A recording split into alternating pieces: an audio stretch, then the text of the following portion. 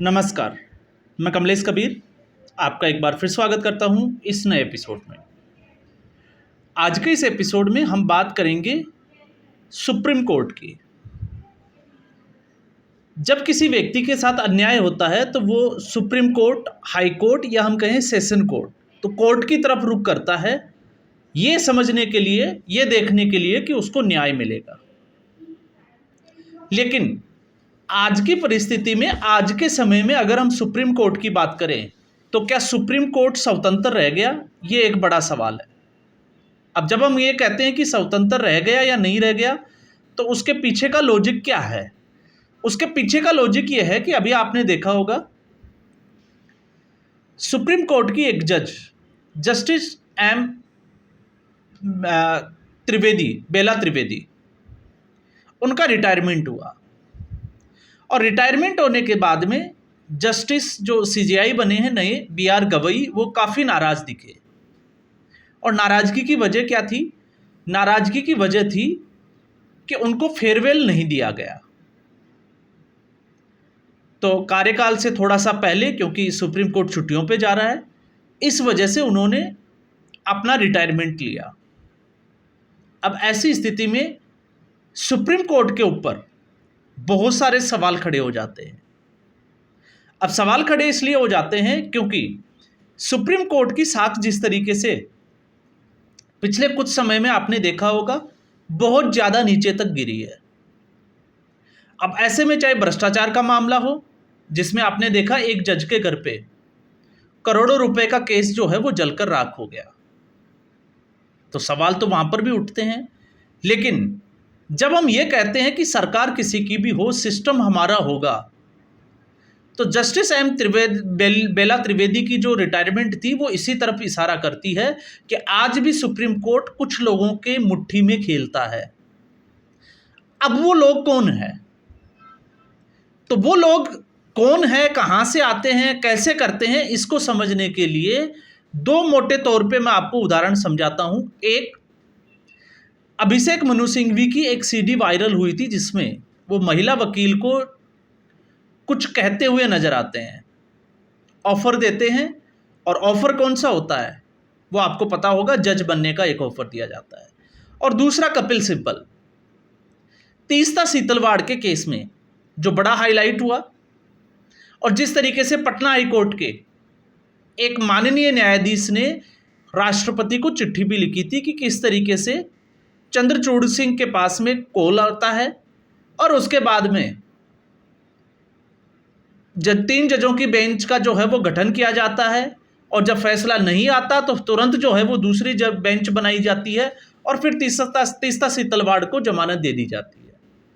तो ये क्या दिखाता है? तो ये तो यही दिखाता है कि आज जिस सुप्रीम कोर्ट की हम बात कर रहे हैं वो कुछ लोगों की कठपुतली बनकर रह गया है, और इसमें कतई जो है वो शक भी नहीं होना चाहिए। अब इस मामले में जस्टिस एम बेला त्रिवेदी के साथ क्या हुआ, अगर आप उसको समझोगे तो आपको कुछ फैसले समझने पड़ेंगे। और जो फैसलों की हम बात कर रहे हैं उन फैसलों में वकील कौन थे, आपको उसको भी समझना पड़ेगा। तो पहला जो है वो मैंने कुछ निकालने की यहाँ पर कोशिश की है फैक्ट्स के साथ में। एक है 2024 का एक ऐतिहासिक फैसला, और फैसला यह था कि राज्य की जो अनुसूचित जातियां हैं, एससी के भीतर से आप जो है वो उपवर्गीकरण बना सकते हैं।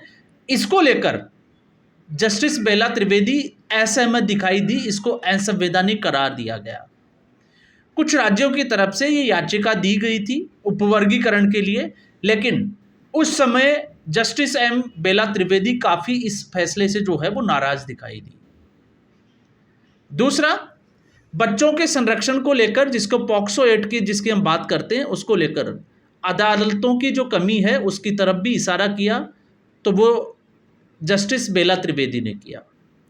अब हम आते हैं मेन जो फैसले थे जिनके साथ में जस्टिस एम बेला त्रिवेदी का नाम जुड़ा हुआ है, और वो है सीमा शुल्क और जीएसटी।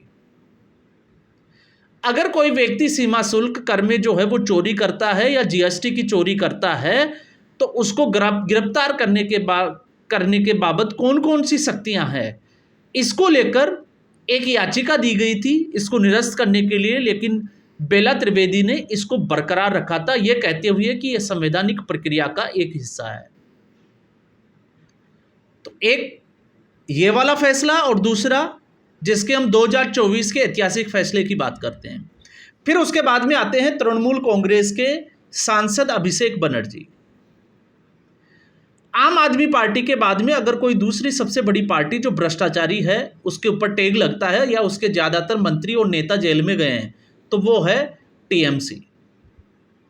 खुद ममता बनर्जी का ट्रैक रिकॉर्ड अगर आप देखोगे तो एक बड़े घोटाले में बड़े पुलिस अधिकारी का नाम आने के बाद में ममता बनर्जी द्वारा सड़क के ऊपर बैठकर धरना देना, केंद्रीय जांच एजेंसियों को रोकना या फिर संदेश खाली की वो घटना सबको पता है। पार्थ चटर्जी शिक्षक भर्ती घोटाले को लेकर, और जब सुप्रीम कोर्ट की टिप्पणी आई तो उसके बावजूद ममता बनर्जी ने उसको मानने से इनकार कर दिया। तो उसी तरीके से एक फैसला जो अभिषेक बनर्जी का था, और इसमें जो है वो अभिषेक बनर्जी ने एक अपील दायर की थी और उस अपील को खारिज कर दिया गया था जो कि पीएमएलए एक्ट में आती थी। अब पीएमएलए एक्ट में जो ये आती थी इसमें ईडी ने जो है वो लगातार अभिषेक बनर्जी को समन किया था। उस समन को रुकवाने के लिए अभिषेक बनर्जी कोर्ट की शरण में गए थे और ये जो सुनवाई हुई थी ये जस्टिस एम बेला त्रिवेदी ने की थी और इसके ऊपर जो है वो उनकी याचिका को खारिज कर दिया था और ये एक जो है वो बड़ा मामला था। इसके अलावा धन शोधन के दूसरे मामले में आपने देखा होगा सत्येंद्र जैन जो पीएमएलए एक्ट में जेल में बंद थे, उनकी एक याचिका को भी जस्टिस बेला त्रिवेदी ने खारिज कर दिया था और उनको आत्मसमर्पण करने के लिए मजबूर कर दिया था क्योंकि अंतरिम जमानत पे सत्येंद्र जैन बाहर थे और उनको समर्पण करने के लिए कहा गया था। तो वकील कौन था जज कौन था वो आपको पता है। अब हम आते हैं इसके आगे। चंद्रबाबू नायडू के खिलाफ एक एफआईआर दर्ज की गई थी और उस एफआईआर को निरस्त करने का, खारिज करने का काम किया था इन्हीं जज ने। तो ये भी एक जो है वो इनके बड़ा फैसला जिसकी हम बात कर सकते हैं कि जिससे ये सुर्खियों में आई। और उसके बाद में 5 न्यायाधीशों की एक संवैधानिक पीठ जिसने संविधान के संशोधन 103वां जो संशोधन है उसको बरकरार रखा, जो राज्यों के पदों में और शैक्षणिक संस्थानों में 10% का आरक्षण को सुनिश्चित करता है। और यहां पर एक और जो मैं आपको बता देता हूं, बीआरएस की जो नेता थी के कविता, उसकी जमानत याचिका को भी इन्हीं जज साहिबा ने खारिज कर दिया था। तो ये है इनका एक के बाद एक जो है वो फैसले। लेकिन इसके अलावा 2 और फैसले ऐसे थे जिसमें बार एसोसिएशन के कुछ वकीलों ने फर्जी दस्तावेज और फर्जी वकीलों के वकालतनामे के आधार पर केस लड़ा और उसके खिलाफ स्ट्रिक्ट एक्शन लिया गया इनके द्वारा, जबकि बार एसोसिएशन की तरफ से रिक्वेस्ट की गई थी रहम दिखाने की, दरियादिली दिखाने की कि इतनी कठोर सजा उनको नहीं देनी चाहिए। तो बार एसोसिएशन इस वजह से नाराज था और बार एसोसिएशन के इस वक्त जिसको हम कहें एससीबीए के अध्यक्ष जो है वो है कपिल सिब्बल। तो कपिल सिब्बल, अभिषेक मनु सिंघवी और भी दूसरे वकील जो एक खास लॉबी से आते हैं, एक खास इकोसिस्टम का हिस्सा है, आज भी वो इकोसिस्टम ऐसे जजों से नाराज दिखाई देता है जो उनके मुताबिक काम नहीं करता। तो कपिल सिब्बल, अभिषेक मनु सिंघवी, आपने देखा जिस तरीके से दिल्ली हाई कोर्ट के एक फैसला आपने देखा होगा। मैं ये बात क्यों कर रहा हूं क्योंकि सत्येंद्र जैन और के कविता, इन दोनों का नाम जो है वो इस वीडियो में हमने लिया है कुछ फैसलों को लेकर। तो अरविंद केजरीवाल ने जब गिरफ्तारी के विरोध में एक याचिका दायर की थी और उसकी सुनवाई दिल्ली हाई कोर्ट कर रहा था, तो दिल्ली के हाई कोर्ट ने एक टिप्पणी की थी कि अरविंद केजरीवाल को गिरफ्तार करने के लिए ईडी के पास पर्याप्त साक्ष्य और सबूत मौजूद है। तो अगर गिरफ्तार करने के लिए साक्ष्य और सबूत मौजूद है तो उससे आपको पता चलता है कि अरविंद केजरीवाल की इन्वॉल्वमेंट क्या थी। लेकिन बावजूद इसके अभिषेक मनु सिंघवी ने अरविंद केजरीवाल को आखिर जमानत दिलाई दी। और तब भी हमने बात की थी क्योंकि लोकसभा चुनाव के समय आखिर एक ही जैसे 2 अलग अलग केस, एक हेमंत सोरेन जो झारखंड के मुख्यमंत्री थे जो इस्तीफा देकर जेल में गए थे और दूसरे अरविंद केजरीवाल जो बिना इस्तीफा दिए जेल में गए थे। तो आखिर अरविंद केजरीवाल को चुनाव प्रचार के लिए 21 दिन की अंतरिम जमानत कैसे दे दी, जबकि हेमंत सोरेन को नहीं दी गई। तो मंशा पे सवाल उठता है, सवाल खड़ा होता है। फिर उसके बाद में जिस सीजीआई चंद्रचूड़ के जिस केस की हम बात कर रहे हैं, तीस्ता सीतलवाड़, तो आखिर उसको जमानत कैसे हो गई। और भी ऐसे जो है वो बहुत सारे विवादास्पद फैसले हैं, जिसमें आपने देखा होगा बेला त्रिवेदी ही नहीं, दूसरे भी ऐसे कुछ जजेज हैं जो इस तरीके का स्ट्रिक्ट एक्शन या अपने लिए जो है वो जाने जाते हैं, तो वो ऐसी ही लॉबी का शिकार होते हैं।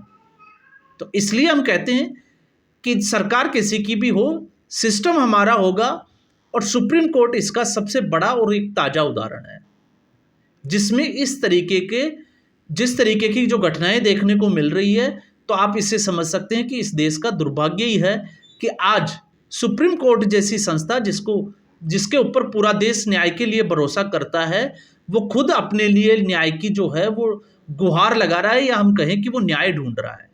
तो आखिर न्याय कहाँ है? तो न्याय जो है वो कुछ लोगों के, हम कहें कि मुट्ठी भर में कैद है। वो जिसको चाहे जमानत दिला सकते हैं, वो जिसको चाहे बरी करा सकते हैं, वो जिसको चाहे बिना हाई कोर्ट गए, बिना ट्रायल कोर्ट गए सीधे सुप्रीम कोर्ट में याचिका दायर करवा सकते हैं, और वो जिसको चाहे उसकी याचिका को कैंसिल करवा सकते हैं, ये कहलवा सकते हैं कि आपको सीधे जो है वो ट्रायल कोर्ट जाना चाहिए या सेशन कोर्ट जाना चाहिए। तो आज भी आम नागरिकों के लिए सुप्रीम कोर्ट के दरवाजे बंद है।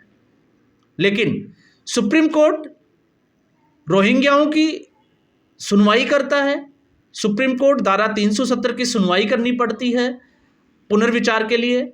सुप्रीम कोर्ट जब सरकार ये कहती है कि पाकिस्तान पे लोग जो अवैध तरीके से भारत में रह रहे हैं वो वापस चले जाने चाहिए, तो सुप्रीम कोर्ट उनके फैसलों पर रोक लगा देता है।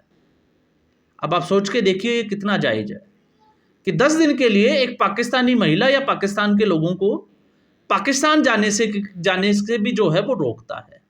तो ऐसे जो है, कल को अगर भारत सरकार युद्ध के लिए घोषणा कर दे, तो हो सकता है ऐसी याचिका सुप्रीम कोर्ट में चली जाए और सुप्रीम कोर्ट केंद्र सरकार को युद्ध रोकने से भी मना कर दे। और ऐसी स्थिति आ सकती है। क्यों आ सकती है? क्योंकि आज भी कपिल सिब्बल और अभिषेक मनु सिंघवी जैसे लोगों के हाथ में सुप्रीम कोर्ट की डोर है, और ये जैसा चाहे इसको घुमा सकते हैं। इसमें कतई जो है वो कहने में कोई गुरेज भी नहीं होना चाहिए, और मुझे लगता है कि कोई बुराई या संशय भी नहीं होना चाहिए। तो फिलहाल इस एपिसोड में इतना ही। उम्मीद करूंगा वीडियो एपिसोड आपको पसंद आया होगा। वीडियो को लाइक करें, शेयर करें, चैनल जरूर सब्सक्राइब करें। धन्यवाद।